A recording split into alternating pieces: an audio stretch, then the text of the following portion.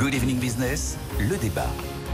C'est reparti avec Nathalie Janson, avec Bruno Coquet et Rodolphe Bonas. Donc on continue un petit instant sur Standard. Je vous demande un pronostic, tiens, histoire de rigoler, Nathalie. Dégradation ou pas? Oh bah s'ils veulent être désagréables, ils dégradent. Je pense que c'est un peu ça, c'est-à-dire que si... Oui, il passe comme Fitch, à négatif. Dans le pipe, voilà. Parce que c'est... il est là pour dire, je suis pas à la botte du ministre, il a beau me montrer ses petits scénarios, j'y crois pas. Il y a un petit peu d'orgueil mal placé chez les agences de notation. Je ne sais pas, mais en tout cas, si effectivement ils estiment que un des principaux problèmes en France, c'est effectivement cette non-majorité à l'Assemblée nationale qui peut empêcher le passage de certaines réformes. Parce qu'en fait, Fitch, c'était ça, en fait, qui le soulignait. Il dit Jésus, c'est pas que je ne crois pas le gouvernement, c'est que je pense qu'il n'y a pas d'alliance durable. Donc, comme on l'a vu sur les retraites, en fait, c'est l'explosion de ce qui s'est passé au niveau des retraites qui, c'était pas les retraites en soi, c'était le fait que ça annonçait, en fait, un travail un peu difficile dans les années à venir. Et ce qui s'est passé, ce qu'on a vu sur les retraites, on en parlera tout à l'heure. Après, comme je l'avais déjà évoqué, je peux revenir dessus, si on regarde globalement, il y a des pays qui sont notés un peu moins bien que nous, mais pas de façon désastreuse, comme le Japon, il faut quand même le rappeler, le Japon est toujours en A, alors qu'il a plus de 270% de dette. Oui. La raison pour laquelle, et ça c'était Jean-Marc Daniel qui l'a rappelé, je crois, sur vos plateaux aujourd'hui, ce midi, c'est exactement, en fait, il se trouve qu'effectivement, la charge de la dette, le service de la dette, qui était une composante également importante, en fait, est faible. Elle représente même pas 1%, parce qu'en fait, ils émettent à taux en moyen relativement négatif. Ce qui fait que c'est pas inquiétant. Alors pour la France, l'autre volet, c'est que du coup, nous, pour le coup, comme on a augmenté les taux d'intérêt assez rapidement, ce sujet du service de la dette pourrait se rajouter. Parce que là, on est déjà à presque 2%. Pronostic, oui, dégradation ce soir. Moi, j'aimerais bien qu'il y ait une dégradation. Ah bah carrément.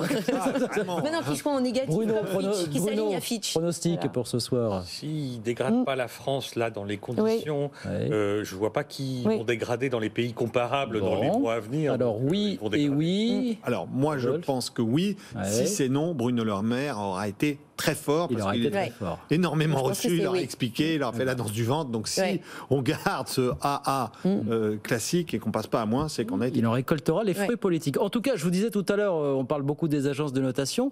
Aujourd'hui encore, il y a ce sondage qui est sorti dans la presse, vous allez voir si vous nous regardez à la télévision sur BFM Business. Sondage est là pour nos confrères des Échos et l'Institut Montaigne. 71% des Français s'inquiètent du niveau de la dette. Les 3/4 estiment qu'il est urgent de la réduire. Alors les Français sont toujours en mode faites ça mais pas sur mon palier. C'est-à-dire que vous avez 54% qui vous disent qu'il faut une contribution exceptionnelle des plus aisés. Voilà. Oui, c'est sûr. On est d'accord sur le fait qu'on est trop endetté, mais après pas chez moi. Voilà. Alors, c'est assez marrant, je trouve. Ce chiffre il est assez exceptionnel parce que il illustre ce que vous disiez, Guillaume. D'un côté, c'est pas chez moi, mais il illustre aussi que cette tension de la dette depuis 20 à 30 ans dans le débat politique, ça y est, maintenant, il est acquis par les Français. C'est-à-dire qu'ils arrivent à faire la différence entre le déficit et la dette. Ils ont bien compris l'argent qu'on perdait tous les ans et l'argent qu'on avait accumulé de pertes depuis toutes ces années. Ils ont compris les 3 000 milliards d'euros de dette que l'on a. Ils commencent à rentrer dans ce dispositif. Donc, ils ont conscience de dire mais finalement, ça peut pas durer. Parce qu'eux-mêmes vivent aussi une gestion comptable de leur propre budget qui leur permet de dire, mais attends, c'est pas possible, on peut pas continuer à être, entre guillemets, à découvert comme ça. Et donc, je pense que c'est quand même assez intéressant. Moi, de vue pédagogie économique, on a fait des progrès en France quand même, Bruno. C'est intéressant un sondage comme ça, quand même, c'est parlant. Je pense que chacun comprend bien que le taux de prélèvement obligatoire est extrêmement élevé. Chacun comprend bien qu'en regard, le service rendu par les politiques publiques a baissé. Et donc, du coup, on a un problème d'efficacité. Et que c'est dans ce problème d'efficacité qu'il faut aller voir. Parce que si, à chaque fois qu'on a un problème, on a une dépense publique supplémentaire et donc des prélèvements obligatoires qui augmentent, c'est pas possible. Donc, je pense que tout le monde a bien intégré qu'il allait falloir voir ça en profondeur. Effectivement, vous avez raison, personne n'a que le bon impôt, c'est toujours celui payé par l'autre. C'est toujours comme ça. Donc, voilà. Donc, personne n'a envie que ça se passe. Mais il y a quand même quelque chose qu'on peut faire, toutes choses égales par ailleurs, c'est le gain d'efficacité. Effectivement. Vrai travail, ça. Ça, L'efficience de la défense, Là, publique. Quoi. C'est la clé, j'ai déjà dit sur ce plateau, si jamais l'ensemble des services de l'État étaient aussi efficaces que les services des impôts, ça serait extraordinaire. Et d'ailleurs, c'est pour ça qu'on se tient bien au niveau de la dette, c'est parce qu'on recouvre tellement bien l'impôt que ça a fait la différence. Voilà, c'est ce qui n'allait pas en Grèce. C'est exactement un des critères aussi de très bonne notation de la dette française. Et là, on est très bon. On sait faire payer le contribuable. Je dirais que l'efficacité du fermier général peut mener au pire. C'est pas parce qu'ils étaient inefficaces que ça s'est bien terminé. Allez, Standard & Poor's, verdict donc 22-23 heures, ce qu'on nous dit, parce qu'après les agences de notation nous ont appris à nous faire poireauter un peu plus longtemps, parfois des heures, parfois des jours. Donc ça peut être ce week-end. On va attendre toute la nuit. Bien sûr, voilà, on va rester éveillé jusqu'au petit matin. Renault, mesdames et messieurs, donc coup dur. On a appris que des dizaines de propriétaires de véhicules de la marque Renault, Nissan aussi, Dacia vont saisir la justice pour, je cite, tromperie aggravée, pratique commerciale trompeuse, escroquerie, mise en danger de la vie d'autrui. En cause un ancien moteur adapté à des 400 000 véhicules européens entre 2012 et 2016. Tiens, écoutez l'avocat des plaignants, Maître Christophe Legvag, avocat au bureau de Paris. C'était ce matin chez nos confrères d'RMC. L'objectif, c'est de faire reconnaître le comportement délictueux de Renault et de permettre aux victimes du Motorgate d'être indemnisées de manière complète et absolue. Le problème vient principalement du moteur qui est vicié. Et ce vice est connu de Renault au moins depuis 2015. Et depuis 2015, Renault refuse d'informer les consommateurs, nie l'évidence et se planque derrière des mensonges. Les consommateurs ont enfin compris que c'est en se réunissant qu'ils vont pouvoir peser et se faire entendre par la justice. Voilà, l'avocat des plaignants ce matin chez nos confrères d'RMC. On avait un expert du secteur auto qui nous disait tout à l'heure, on n'est pas dans le Dieselgate, là, on n'est pas dans la dissimulation. Non. On est plus dans le laxisme. Ce qu'il faut. On regardait la bourse, là, le titre a gagné 5% ce soir dans un marché très bien orienté. Voilà, il n'y a pas mort d'homme, quoi, pour l'instant. C'est certain. D'un point de vue un peu juridique, ce qui est assez étonnant, c'est à la fois la plainte en tant que telle, qui est vraiment très précise, c'est-à-dire on est proche du dol ou de la tromperie, ça veut dire on dit finalement vous me vendez un véhicule dont vous connaissez un certain nombre de défaillances. Ouais. C'est ça la plainte, elle se trouve ici. Ce qui est très intéressant, c'est de voir la réponse de Renault, c'est-à-dire la réponse dira mais attendez, moi j'ai déjà indemnisé ceux qui sont été 93% de ceux qui sont défectueux. Il faut comprendre que cette défense ne va pas leur servir, voire même va leur poser un problème, parce que là ça signifie que si jamais la question n'est pas de savoir si vous avez indemnisé ou non ceux qui se sont trouvés en difficulté, mais de savoir si au moment où vous leur avez vendu le véhicule, vous étiez informé qu'il était défectueux. Et là, je pense que la défense de Renault n'est pas au mieux. En revanche, c'est sûr que par rapport au Dieselgate, qui est dans un dispositif, là pour le coup, avec des contraintes légales et qu'on essaye de détourner et contourner la loi de manière explicite, le dispositif est beaucoup plus grave. Mais quand même, je pense qu'ils vont être très embêtés par ce sujet. Et autre point aussi, de l'importance des réseaux sociaux. C'est très intéressant ici de voir que tout ça est né dans des groupes Facebook, que ce soit en France ou au niveau européen, que tout ce petit monde est en train de s'agréger, d'échanger et d'arriver à fabriquer une sorte de class action. Même le Dieselgate n'est pas parti d'une action sur Facebook, d'un groupe sur exactement. Et c'était quoi? On est en 2015. Voilà. C'est pas si vieux que ça finalement. Bruno, comment est-ce que vous regardez cette séquence une énorme bêtise de gestion de l'après-vente, on va le dire les choses comme ça. On a quoi? On a 1700 personnes qui sont prêtes à s'agréger. Renault nous dit on a résolu 93% des cas. Donc ça veut dire qu'on a en gros résolu, on avait 100 000 problèmes, 110 000, et on a 1700 problèmes résiduels. Sur 400 000 moteurs produits, donc la probabilité était forte, certainement dans tous ces cas-là identifiés depuis extrêmement longtemps. Moteurs partagés avec Dacia et Mercedes, on n'entend pas qu'il y a un problème pour le moment dans ces deux marques-là. Après, 1700 véhicules, c'est quoi? C'est 10 millions d'euros si on remplace la pièce défectueuse. Enfin, alors, moteur installé sur 400 000 véhicules en Europe, moteur qui est plus installé. Oui, mais on a résolu le problème pour 90 000 d'entre eux. Donc 1700, ça coûte rien. C'est juste sûrement dans les objectifs donnés aux concessionnaires, dans l'après-vente, je sais pas quoi. Non, mais c'est en termes d'image. C'est en termes d'image. En termes d'image, derrière, effectivement, c'est catastrophique pour un gain nul. Le gain est nul. Nathalie. Oui, faut voir un peu comment. Mais effectivement, si de toute façon ils en ont indemnisé la grande majorité, c'est sûr que c'est un peu. C'est pas de chance pour eux que ce truc arrive maintenant, parce que ça représente rien, effectivement.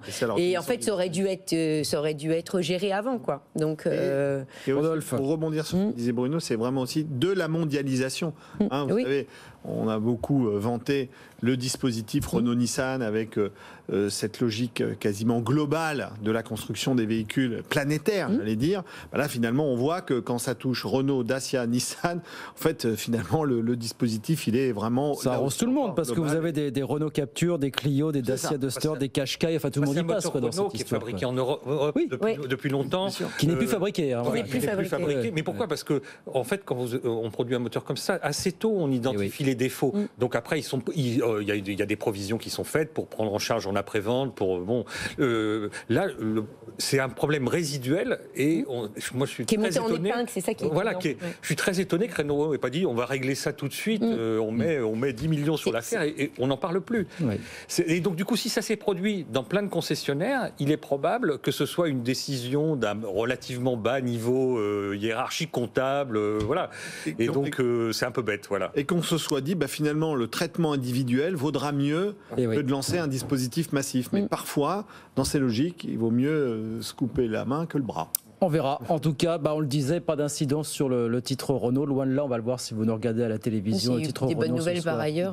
Oui, qui s'envole de 5 dans un marché qui gagne 2%. Mais quand même, Renault qui gagne ce soir un peu plus de 5%, l'action un peu plus de 33 €. On marque une pause. On se retrouve dans un instant. L'inflation, alors c'était le débat de fin de semaine aussi. Est-ce qu'on est sur le point enfin d'arriver au pic de l'inflation ? Est-ce qu'on est au pic de l'inflation ? On va en parler, puis on va dire un mot des retraites si on a le temps, parce que mine de rien, le feuilleton revient la semaine prochaine. Ça faisait longtemps, tiens. Mais bon. Partie des feuilletons qu'on aime suivre sur BFM Business, évidemment. À tout de suite. Good Evening Business. Actu, experts, débat et interview des grands acteurs de l'économie. Le débat. Allez, la dernière partie du débat sur BFM Business, Nathalie Janson, Bruno Coquet et Rodolphe Bonas, pour parler un peu d'inflation, parce que ça a été aussi le feuilleton de cette fin de semaine. Les chiffres qui sont tombés hier en France, 5,1% fin mai contre 5,9% un mois plus tôt. Le pic d'inflation est-il atteint ? Écoutez ce que disait ce matin Olivia Grégoire, la ministre déléguée chargée des PME, du commerce et de l'artisanat. Est-ce que le pic d'inflation est passé ? On ne sait pas. En tout cas, c'est toujours ça, ça monte plus. Écoutez. Le mois dernier, dans les rayons, on était à 15%. Concrètement, aujourd'hui, on est à 14%. Bon, je vais vous dire la vérité. C'est pas la chute, c'est que ça arrête de monter. On est là. Ça arrête de monter. On est là. Okay. Premièrement, mais on retrouvera pas les prix d'avant. Cet été, vous allez voir des baisses de prix. Les renégociations, pour des dizaines d'entre eux, ont commencé. Cet été, sur des matières premières qui ont baissé, je vous fais pas tout le détail. Le tournesol, l'huile de tournesol, le blé, l'avoine, les pâtes. Les prix vont baisser pour partie dès cet été. Pour d'autres produits, ce sera plutôt à la rentrée ou début 2024, comme les distributeurs l'ont dit. Ça dépend du prix des matières premières. Ça y va. Voilà, je pense que sinon, elle va les changer elle-même. Je crois qu'elle va aller changer les étiquettes dans les rayons.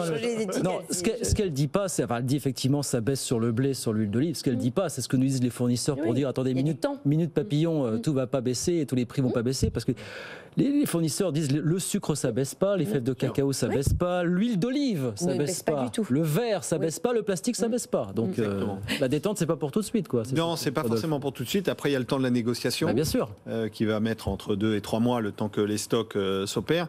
Et puis on a cette particularité française quand même, je tiens à le signaler, parce que on a envoyé des fournisseurs renégocier, mais dans un cadre comme d'habitude, en expliquant très clairement attendez, stop, ne seront négociés que les produits qui ont subi une hausse de plus de 10% dans la négociation précédente. Donc ça veut dire que si vous aviez un produit qui était à plus 9%, eh bien ce produit, le tarif sera respecté pendant toute l'année, même s'il est impacté par les baisses de prix bien plus impactantes que ce qui est évoqué par la ministre. Donc là, on se rend compte, moi je pousse un petit coup de gueule ce soir, parce qu'on est ensemble, on se rend compte que de vouloir administrer à la fois les prix d'achat des distributeurs, de vouloir administrer les promotions commerciales, de vouloir administrer les négociations, de vouloir administrer les prix de vente, eh ben on arrive à un système où finalement, l'inflation, oui, elle monte moins vite, elle va se stabiliser à un niveau élevé, mais clairement, comme d'habitude, chez nous, ça va descendre plus lentement que chez les autres. Bon, Nathalie ? Écoutez, moi je suis un peu fatiguée. Souvent je me dis, mais pourquoi ? Mais est-ce que j'entends ça ailleurs qu'en France ? Des ministres qui tous les 5 minutes vont dire oh non, alors là le prix du sucre il est vraiment trop cher. Moi je dis que c'est pas possible. Il n'y a rien de tout ça ailleurs en Europe, vraiment ? Non, parce que jamais entendu de discours. Je lis beaucoup le Financial Times. Il m'est jamais arrivé de lire. Politiquement c'est sensible partout. Et par exemple, c'est pas qu'en France que ça soit. Et il y a qu'en France où en fait on intervient comme ça dans tout. Donc effectivement, comme souvent été rappelé sur ce plateau dans l'explication du pourquoi ça augmente cette année et pas forcément l'année d'avant. D'ailleurs, c'est parce qu'il y a un délai au niveau, effectivement, le temps que ça passe dans les contrats. Mais Nathalie, cette logique-là vient de la volonté sous-jacente d'avoir une économie administrée. Oui, tout à fait. Donc, à quand des épiceries d'État comme à Cuba, et puis on verra ce qui se passera. Bruno. Moi, j'ai écrit un livre il y a 5 ans dont le sous-titre était Sortir de l'économie administrée. On n'est pas sorti. Donc c'est la catastrophe. Donc on sait, il y a les politiques publiques, l'État ne sait pas gérer déjà ce qui lui revient. Je passe sur les sujets régaliens, les choses comme ça. Même les sujets économiques, on voit que c'est assez compliqué. On le disait tout à l'heure pour le taux de prélèvement obligatoire. Alors là, aller régler le problème des prix dans les supermarchés, je crois que c'est au-delà des limites du possible. C'est le trimestre anti-inflation. Pour dire comme Nathalie, je crois qu'il n'y a qu'en France que l'administration pense que c'est possible qu'elle soit plus forte que le marché. Mais c'est exactement ça. L'Union soviétique, à l'époque où c'était comme ça, c'est-à-dire les prix étaient fixés dans un bureau au Gosplan, et puis bon, on essayait d'équilibrer le truc. Bon. Mais la question était, est-on au pic d'inflation ? Alors d'abord, les prix continuent d'augmenter, puisqu'on est à plus 6% par rapport à l'année dernière. Alors certes, sur le mois, c'est assez stable. Et puis, de toute façon, il faut voir que, alors dès qu'on détaille par secteur d'activité, qu'on regarde les taux de marge, on voit bien qu'il y a de l'hétérogénéité entre secteurs, et qu'il y a des secteurs qui ont accru énormément leur taux de marge, et que ça va se réguler à un moment entre secteurs. Et puis après, à l'intérieur des secteurs, il y a des entreprises qui ont accru leur taux de marge et d'autres pas. Bien sûr. Et donc, non, mais une espèce de petite musique qui consiste à dire que les fournisseurs, de manière générale, ont accru leur marge considérablement. Voilà, c'est la petite musique que même le gouvernement entretient pour dire aux industriels, mettez-vous autour de la table et baissez leurs prix. Pas seulement. On voit que Carrefour a eu des bénéfices énormes, on voit que Stellantis a eu des bénéfices énormes, qui ne sont pas des fournisseurs directement, mais plutôt en bout de chaîne. Ils ont vendu moins de voitures, ils ont gagné plus d'argent. C'est quand même un bon système. Oui, c'est ça. Donc du coup, ils sont payés aussi moins cher que ce qu'ils ont vendu plus cher. Donc du coup, c'est ça l'inflation, c'est que en fait le mécanisme sera stabilisé quand cette hétérogénéité aura disparu entre secteurs et entre entreprises, parce que la concurrence aura fait son œuvre et que chacun aura convergé. Et donc c'est ça qu'il faut regarder. Est-ce qu'on a toujours des distorsions là ? Oui, on a des distorsions. Donc le processus d'augmentation va continuer. C'est le temps politique qui est ainsi fait, mon cher Bruno, je vous dirais. Et le temps politique, Guillaume, mais aussi ce qu'expliquait Bruno, c'est les limites de l'administration face au marché. Je pense que cette approche, elle est très juste. Et il y a même des éléments qui sont d'une contradiction terrible pendant cette période d'inflation, de pouvoir d'achat tendu avec des Français et des politiques qui sont sur les plateaux télé en disant vous inquiétez pas, on est là pour vous rassurer. On sort une loi qui s'appelle la loi des Croisats, qui est en train de réguler les négociations commerciales entre les distributeurs et les industriels des produits d'hygiène beauté pour faire en sorte que finalement, ils puissent préserver des marges. Mais on marche sur la tête. Ça veut dire que là, on est en train de se dire, nous, Français, avant, quand on achetait un baril de lessive, on pouvait en avoir un et en avoir le deuxième gratuit, c'est fini. Il faudra en acheter 2 pour avoir le troisième gratuit. Ça, c'est de l'argent en moins dans notre poche. Et je me dis, mais comment on peut d'un côté, dans le même temps politique, venir sur les plateaux et défendre ces éléments-là, et dans l'autre, faire passer des lois qui vont aller chercher dans le porte-monnaie des Français. Il y a un peu de précipitation aussi, un peu de panique pour essayer d'apaiser un petit peu les choses du côté des prix en vue de la rentrée, parce que c'est bien ça qui est en ligne de mire finalement, la rentrée. Et la rentrée se prépare bien sûr, dès aujourd'hui. Voilà. Sur la rentrée, c'est vrai, ce qui a été évoqué par Olivier Aguerreau, c'est vrai, il y a des prix qui vont baisser, que vous allez voir dans les rayons qui vont baisser, et c'est vrai que sur les produits de rentrée, sans doute qu'on aura des prix qui sont... C'est ça qu'ils ont dans le viseur désormais, c'est la rentrée. Exactement, c'est la rentrée. Donc là, on va voir quand même des indicateurs prix qui seront beaucoup plus contenus que ce qu'on a vécu l'année dernière. En quelques secondes, on a passé le pic d'inflation, là, véritablement, 5,1. Là, tout le monde a l'air de dire que ça y est. L'inflation va continuer à niveau élevé. On ne va pas retourner à 2%. Non, mais bien, j'entends. Oui. Parce que le plus dur est passé. Ce qu'on nous présente déjà comme le plus dur. C'est pas la fin des. Oui, mais il ne faut pas oublier que l'année dernière, on a eu 5 ou 6%. Je pense que c'est moins sûr que Standard Poor's. Effectivement. C'est pas réglé. D'abord, l'énergie peut repartir à la hausse. On est bas en ce moment. On est revenu à peu près $75 le baril de pétrole ces derniers temps. Le gaz est bas, alors qu'on n'arrête pas de nous dire que les gens vont payer plus cher. Enfin, on voit bien que le système n'est pas stabilisé. C'est ça le problème de l'inflation. C'est que, de toute façon, ça ne se résorbe que par un ralentissement de la demande. C'est ça le problème de l'inflation. Donc on le voit bien, la demande, en tout cas de biens, les achats de biens ont fortement ralenti, moins 4% par rapport à l'année dernière.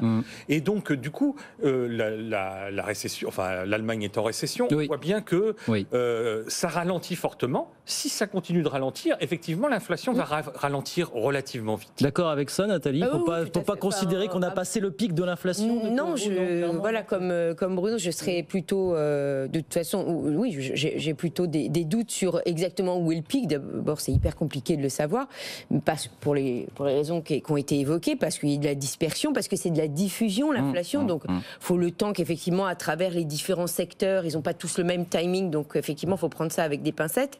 Et en effet, ça, de toute façon, c'est le ralentissement de la demande qui va finir par effectivement venir à bout du processus d'inflation. Bon. Il n'y a aucun pays qui a fini à une période d'inflation sans avoir une baisse de son activité. Ça n'existe pas, puisque c'est ce que vous cherchez en remontant les taux d'intérêt. Donc, sinon, on est. Et d'ailleurs, à ce titre, vous verrez que l'Angleterre, qui a voulu faire l'original au mois de septembre, en disant mais non, je vais continuer à monter les taux, mais je vais quand même injecter de la liquidité. Conclusion, elle a toujours une inflation forte.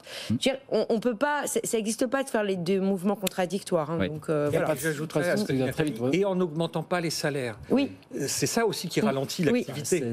On entretient la boucle inflationniste. Bon, on verra en tout cas si le gouvernement dit vrai dans cette histoire.